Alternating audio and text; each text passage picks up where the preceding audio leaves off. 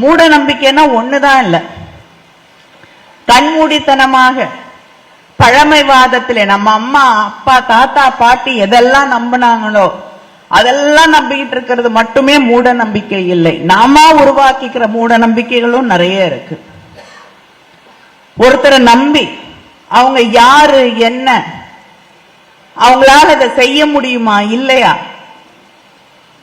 என்னுடைய மாநிலத்தை யாரால் ஆட்சி செய்ய முடியும், அவங்களுக்கு என்ன தகுதி இருக்கு, என்ன புரிதல் இருக்கு, எதை பற்றியும் கவலைப்படாமல் சில பிம்பங்களை நம்பி அதுதான் நிஜம் என்று நம்பி ஓடுவதும் மூட நம்பிக்கை என்பதை நாம் புரிந்து கொள்ள வேண்டும்.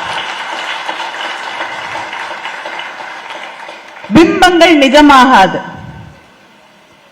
எனக்குன்னு என்ன கருத்து இருக்கு, எனக்கு என்ன நம்பிக்கை இருக்கு, நான் ஒரு விஷயத்தை உங்க முன்னாடி சொல்றேன்னா அதை எப்படி செய்வேன், அதற்கான வழி அதற்கான பாதையை பற்றிய ஒரு புரிதல் எனக்கு இருக்கிறதா என்று சீர்தூக்கி பார்க்க வேண்டிய கடமை நமக்கு இருக்கு என்று உணர்ந்தவர்கள் தான் மூட நம்பிக்கை இல்லாதவர்கள்.